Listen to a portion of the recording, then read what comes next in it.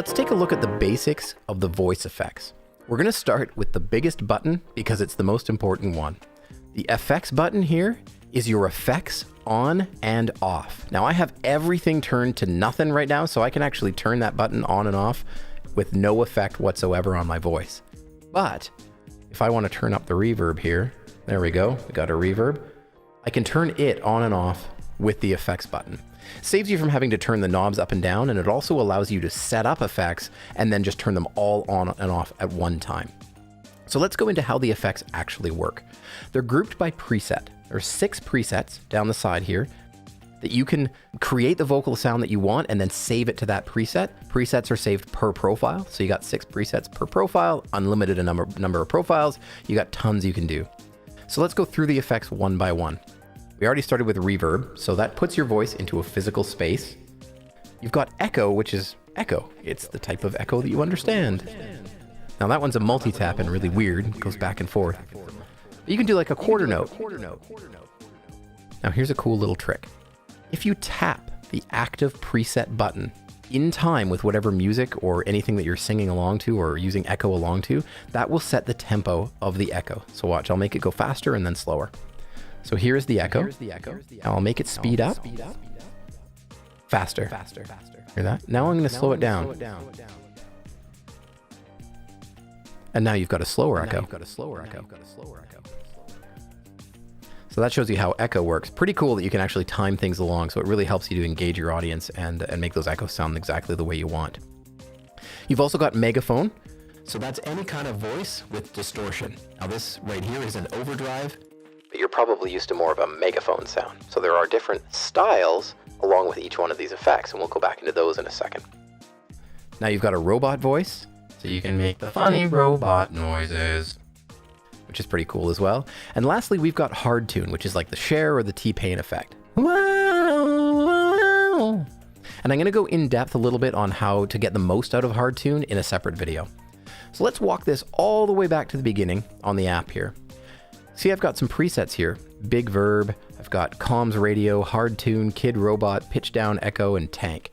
Now those are some that we've just included. They actually live up in the preset library here, but you can save presets yourself and bring them into the library and bring them back out into various profiles once you find something that you like. So you can use your presets here to manage what you're doing.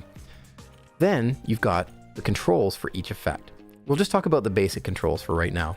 You've got your style, which is like the type of reverb. So we again remember that reverb is putting me in a physical space, and this is our emulation of a library.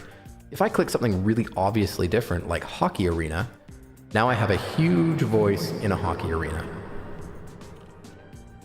So you can see that I can control the style. I can also control the level, and that's just mirrored by the knob there. So you can see I can turn it up and down.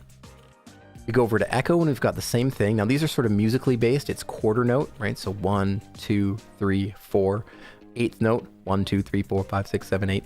You get it if you know music stuff. And then we get on to ping pong and slap echo and multi-tap. Those are the kind of stranger ones that will fly around a little bit more in a stereo field.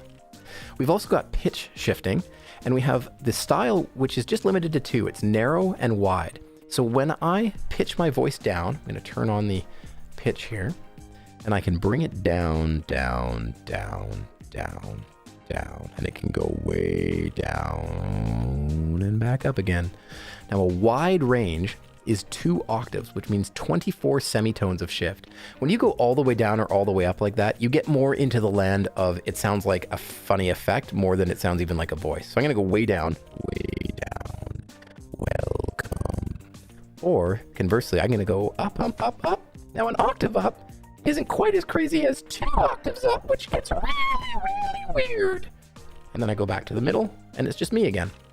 If I want a narrow range, it limits it to just 1 octave in each direction. So the most I can go down is down here, and the most I can go up is up here. So it gives you something maybe a little bit more usable and not quite so much of an effect at that point. Now let's move over to the gender knob. Now people ask, what does gender mean?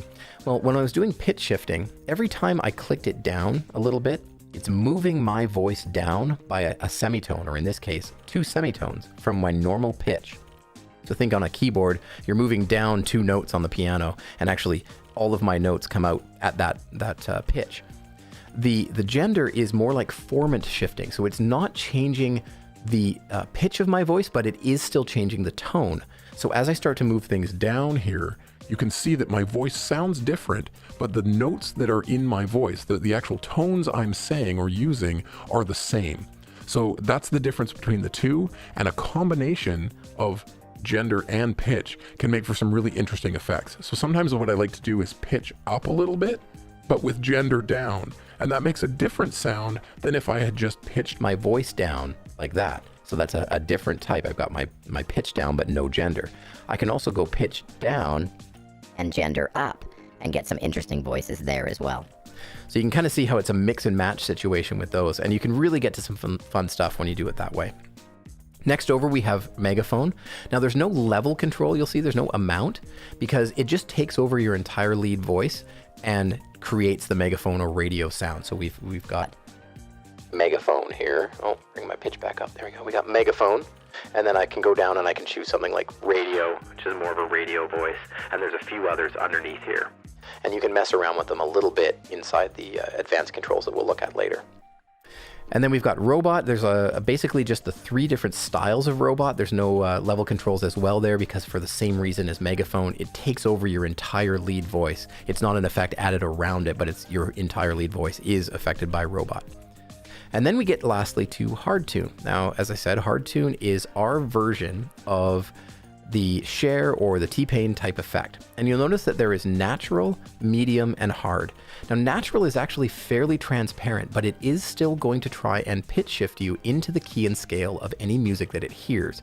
That's a bit of the black magic that TC-Helicon has, is that we can listen to music, whether it's a chorded instrument like a guitar or a keyboard, or mixed music, which is more common in streaming. You've got your Spotify running, or you've got music in the game. If we can hear chords in that music, we can tune you to the key and scale of the chords that we hear. The more clearly we can hear the chords, the better that tuning happens. So if you set it to natural, it's going to restrict you to the key and scale that we think we're hearing, but it won't sound super, super tuned. If you go to hard, then you get way more of the hard tune sound, like this. So there's also the hard tune source, and that's where you're going to select what source you're listening to for the various chord information. And it goes from all through to music, game, line in, and system. And I'm going to show you in a different video, just a quick follow-up, how to actually make that work. So that's a quick overview of the effects. Now, each effect also has an advanced menu, just like we had on the mixer with the EQ and the compression and stuff, that can slide out actually a ton of things you can mess with here. We'll go over each one of these little sliders here in a different video that's a bit more in depth.